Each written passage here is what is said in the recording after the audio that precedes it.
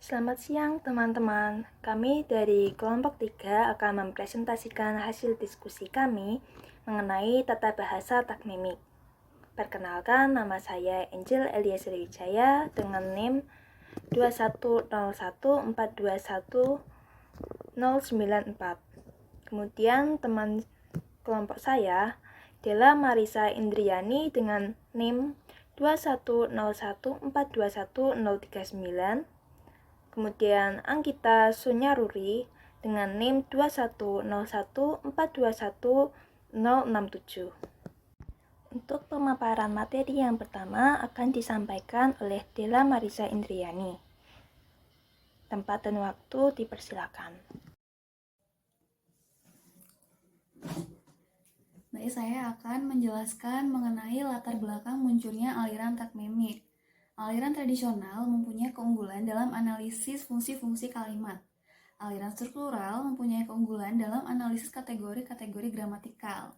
Aliran case grammar mempunyai keunggulan dalam analisis peran, dan aliran relasionalis mempunyai keunggulan dalam analisis hubungan antar bagian di dalam struktur. Berdasarkan uraian di atas, tampak ada perbedaan antara aliran yang satu dengan aliran yang lain. Inilah sebenarnya yang melatar belakangi munculnya aliran takmimik yang elektik dan eklektik, yang memilih unsur-unsur tertentu yang cocok untuk dipadukan menjadi satu kesatuan di dalam model analisis. Selanjutnya, sejarah lahirnya teori takmimik. Pada dasarnya, aliran takmimik yang sebenarnya lahir tahun 1977 dipelopori oleh K.L. Pike dan E.G. Pike bersamaan dengan terbitnya buku Grammatical Analysis. Sebelum itu memang pernah ada buku yang berjudul An Introduction to Takmimic Analysis 1969, namun belum dapat disebut sebagai aliran takmimik yang lengkap, sebab baru melibatkan dua dimensi, yakni slot dan filler class. Bahkan jauh sebelum itu, istilah takmem pernah dipakai oleh Bloomfield dalam bukunya Language yang ditulis tahun 1933. Secara relatif, usia teori ini memang masih dapat disebut muda, namun embrionya sebenarnya sudah lama ada. Beberapa tokoh yang patut disebut dalam sejarah perkembangan teori ini antara lain Kenneth L. Pike, S. Jawanai, dan Walter A. Cook. Selanjutnya,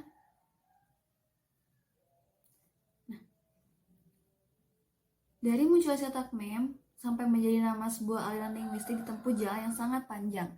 Awalnya tahun 1962, Benjamin Elson dan Velma Piquet merintis ke arah aliran ini dalam bukunya yang berjudul An Introduction to Morphology and Syntax. Selanjutnya, rintisan itu dilanjutkan oleh Robert E. Longarch dalam tulisannya yang berjudul An Anatomy of Speech Notion pada tahun 1964.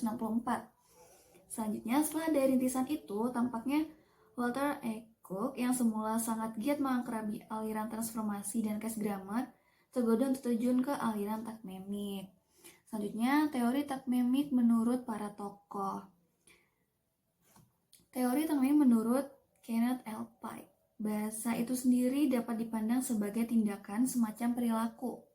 Apabila berbicara kepada seseorang, penutur mungkin ingin mempengaruhi pendengarnya agar bertindak secara berbeda, percaya secara berbeda, atau berhubungan dengannya melalui cara sosial tertentu. Selanjutnya, teori takmimik menurut Walter A. Cook, deskripsi bahasa mempunyai 3 persyaratan utama, yaitu bunyi, bentuk, dan susunan bentuk-bentuk dalam kalimat. Mode takmimik berhubungan dengan bunyi, bentuk, dan susunan dalam hierarki gramatikal, yaitu fonologi, leksikon, dan gramatika. Ketiga hierarki ini merupakan sistem yang semi-otonom, tetapi berhubungan satu sama lain. Pada hierarki fonologi, fonem sebagai satuan minimum, silaba, kelompok tekanan, dan sebagainya sebagai unit terbesar. Pada hierarki leksikal, morfem sebagai satuan minimum dan urutan morfem atau kolokasi sebagai unit yang lebih tinggi. Dan pada hierarki gramatikal, takmem sebagai satuan yang terkecil dan berbagai konstruksi takmemik sebagai unit yang lebih tinggi. Selanjutnya, teori takmemik menurut S. Jawanai, bahasa dipandang sebagai bagian dari tingkah laku tutur atau verbal. Tingkah laku itu muncul dalam bentuk penggal-penggal atau satuan-satuan yang dapat dikenali bentuk, ciri, dan distribusinya. Bentuk merujuk pada wujud fisik, ciri pada fitur yang berhubungan dengan makna, dan distribusi pada fungsi dan hubungan antar satuan. Unsur-unsur bahasa dapat dipandang sebagai partikel atau satuan yang terpisah, gelombang, dan jaringan atau medan secara serentak. Selanjutnya, pengertian teori takmemik. Language in relation to unified theory of the structure of human behavior tahun 1961. Di dalam buku ini, istilah takmem digambarkan sebagai suatu kesatuan dasar bahasa yang terdiri dari jalur fungsional dan suatu daftar butir-butir yang saling dapat ditukarkan yang dapat mengisi lajur itu. Takmem adalah suatu kesatuan sejajar dengan fonem dan morfem dalam tri-hierarki ketatabahasaan seperti fonologi, leksikon, dan tata bahasa. Ketiga kesatuan dasar itu diperlihatkan sebagai struktur tritunggal dalam karyanya yang berjudul Language as Particle, Wave, and Field. Nah, menurut Bouffield, takmem didefinisikan sebagai the smallest meaningful unit of grammar, yaitu unit gramatikal terkecil yang memiliki makna dan merupakan bagian dari konstruksi gramatikal dengan 4 macam kelengkapan spesifikasi ciri, yakni slot, kelas, peran, dan kohesi.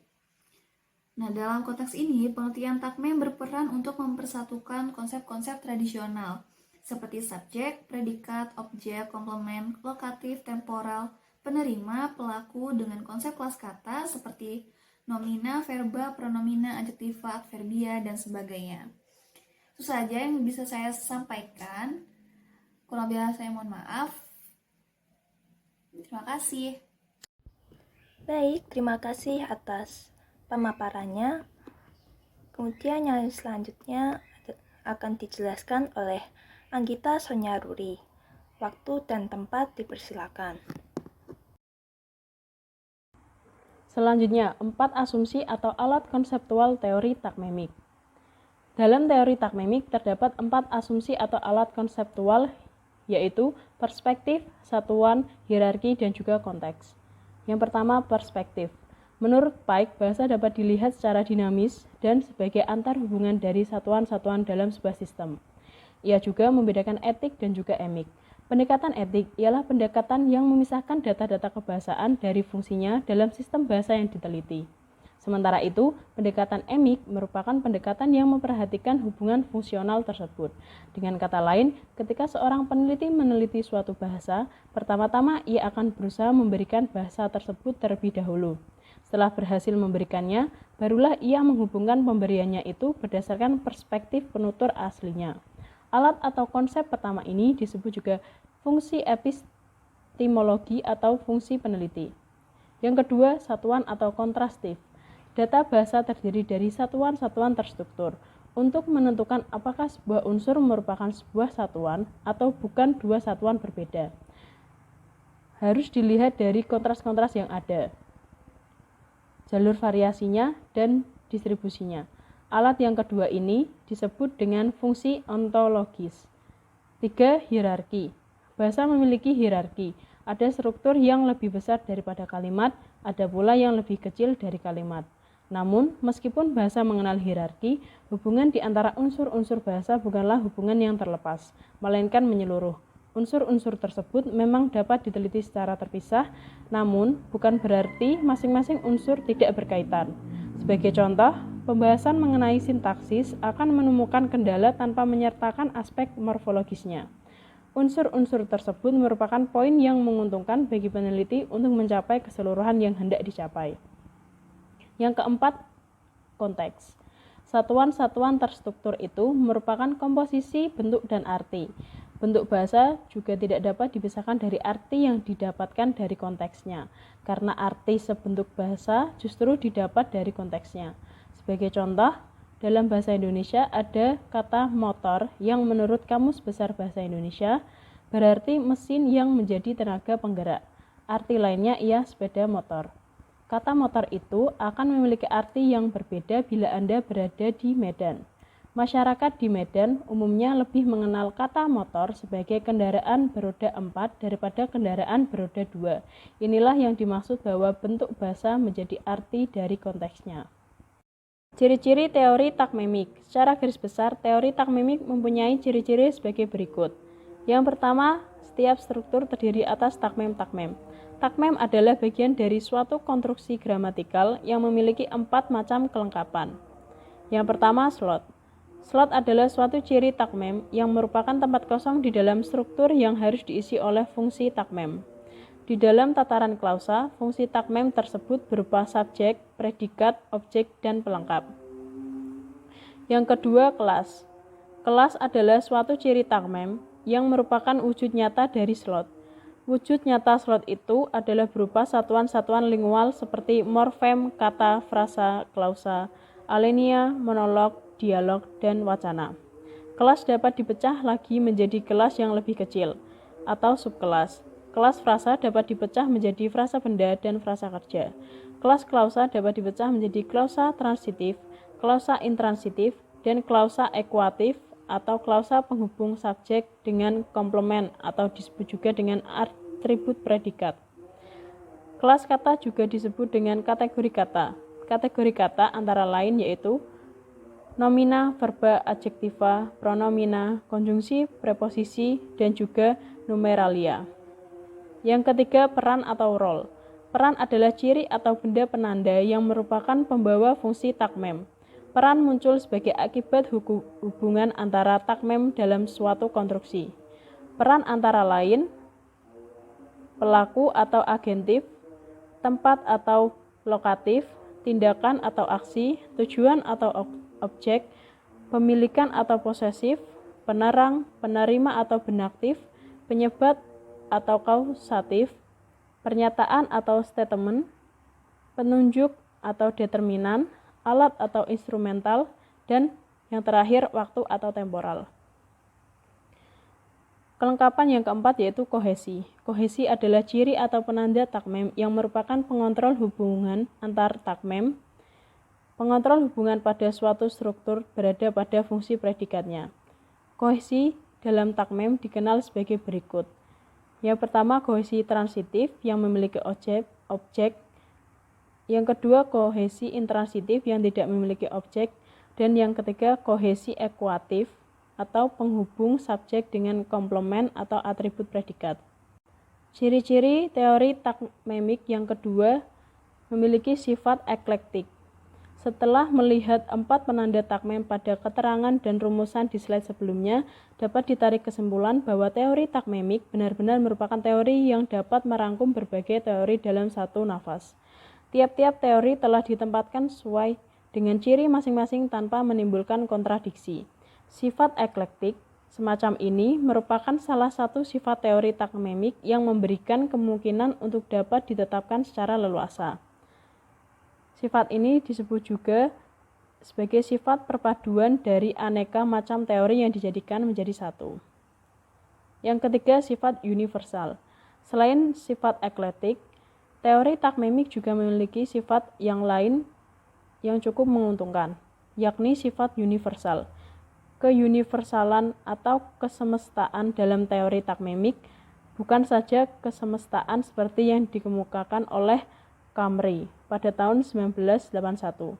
Dalam arti berlaku untuk semua bahasa, akan tetapi juga kesemestaan dalam arti berlaku untuk semua bidang kehidupan manusia. Jenis-jenis takmem. Sehubung dengan konstruksi tempat terjadinya hubungan fungsi bentuk itu, takmem-takmem mempunyai beberapa jenis. Yang pertama, takmem wajib atau pilihan. Takmem wajib ialah takmem yang terjadi dalam segala manifestasi dari struktur dalam data yang tertentu. Ia diberi tanda plus yang menyatakan hal wajib tersebut. Sebaliknya, takmem pilihan menyatakan kemungkinan pilihan yang diberi dengan tanda plus minus. Misalkan, yang pertama, plus A plus B. Berarti dua-duanya wajib. Plus A plus minus B berarti A wajib, B tidak. Plus minus A plus minus B berarti antara A dan B bukan dua-duanya. Yang kedua, takmem inti dan takmem periferi. Takmem inti adalah takmem yang wajib ada dalam sebuah bahasa. Takmem periferi merupakan perluasan dan tambahan takmem sesuai situasi dan kondisi. Ia tidak bersifat wajib. Takmim inti merupakan takmim yang secara diagnostik menentukan sebuah konstruksi. Secara tradisional, sebuah klausa dapat didiagnosis takmim intinya dengan N atau nomen plus V atau verbum plus N atau nomen. Baik, terima kasih atas pemaparannya. Yang berikutnya akan disampaikan oleh saya. Selanjutnya yaitu istilah-istilah dalam takmimik. Istilah-istilah dalam takmimik dibagi menjadi dua jenis, yaitu berupa singkatan dan berupa lambang. Contoh dari singkatan yaitu K kapital LT yang artinya klausa transitif, kemudian F kapital B kapital yang artinya frasa benda, F kapital K kapital yang artinya frasa kerja, K kapital 2 kali yang artinya kata kerja, kemudian huruf K kapital dan huruf S kapital yang artinya kata sifat. Lalu ada huruf L kapital, huruf I kapital, dan huruf M yang artinya luar inti, huruf I kapital dan N yang artinya inti, huruf I kapital dan T yang artinya item, kemudian huruf P kapital, RED yang artinya predikatif, kemudian P kapital, O, S yang artinya posesif, kemudian huruf P kapital, A, dan R yang artinya penerang, kemudian huruf P kapital, huruf K, dan huruf T kapital yang artinya pembentuk kata transitif. Kemudian ada huruf M kapital, huruf K kapital yang artinya morfem kata. Kemudian ada huruf K kapital, A, S, dan P yang artinya keterangan aspek. Kemudian huruf S kapital, T, dan A yang artinya statement. Huruf P kapital, L, dan K yang artinya pelaku. Huruf K kapital dan B kapital yang artinya kata benda. Huruf S yang artinya subjek. Huruf P kapital yang artinya predikat, huruf O kapital yang artinya objek, huruf P kapital dan E dan L yang artinya pelengkap, lalu konflik yang artinya imbuhan, huruf K kapital, O, N yang artinya konjungsi, huruf K kapital dan W yang artinya keterangan waktu, kemudian pengi yang artinya pengingkaran, kemudian propen yang artinya pronomina petunjuk, kemudian per yang artinya perintah, res yang artinya resiprokal,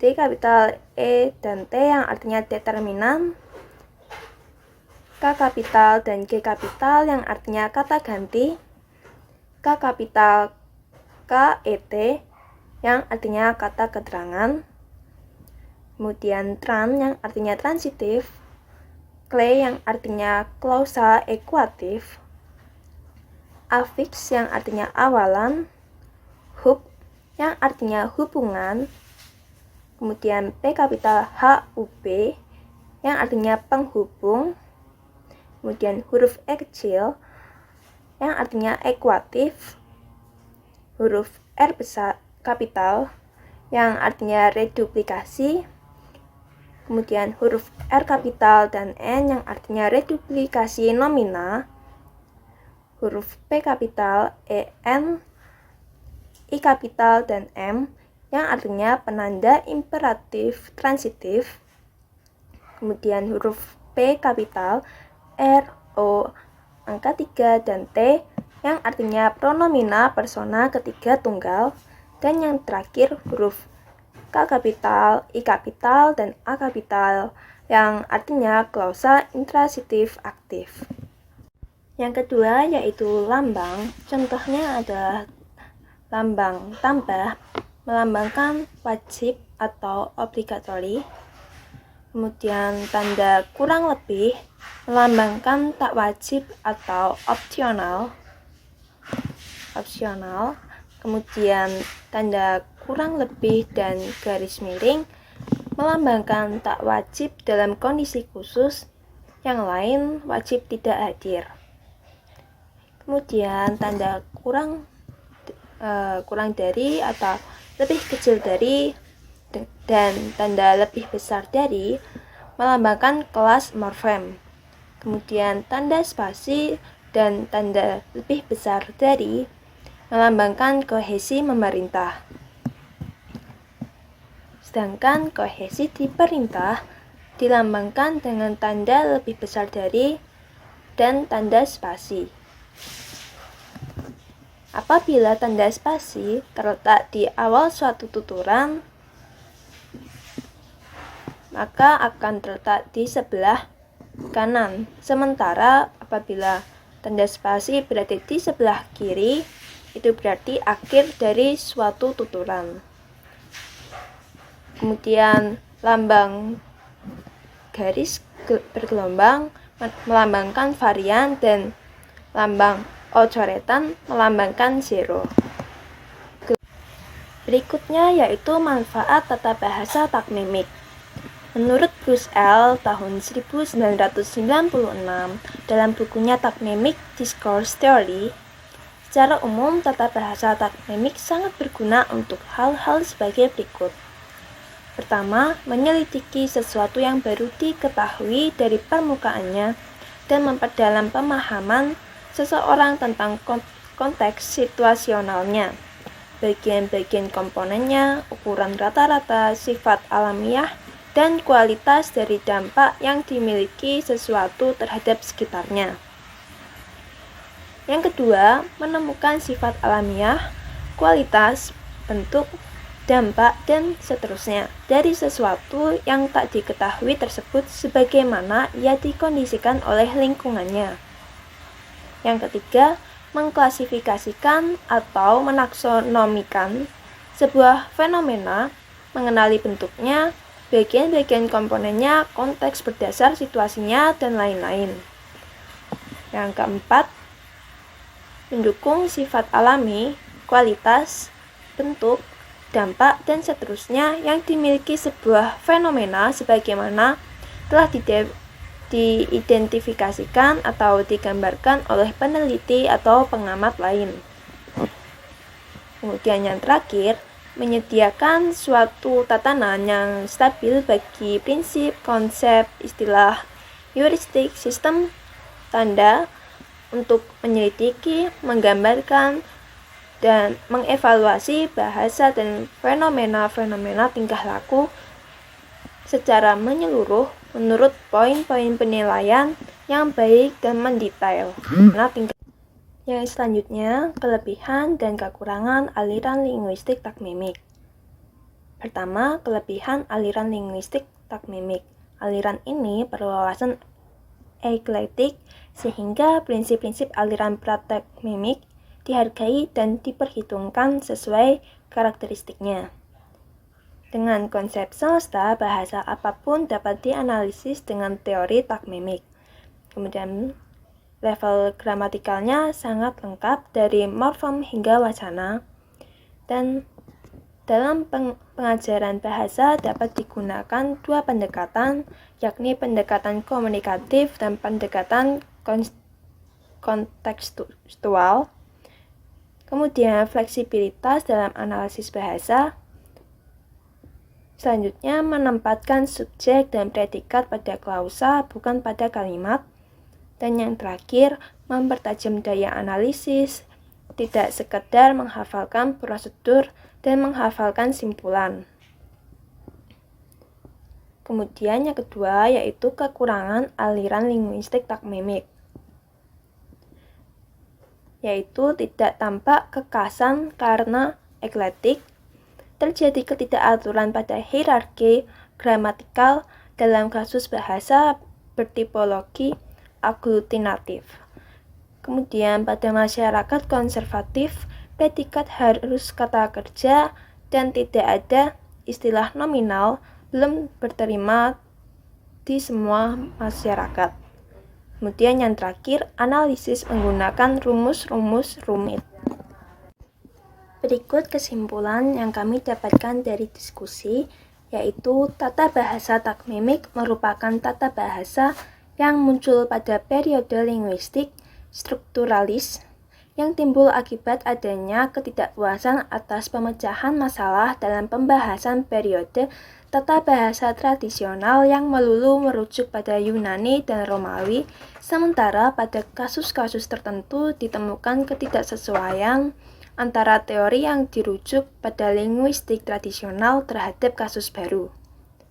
Tata bahasa takmimik sendiri memiliki ciri bahwa suatu unsur bahasa merupakan bagian dari hidup manusia, tingkah laku manusia.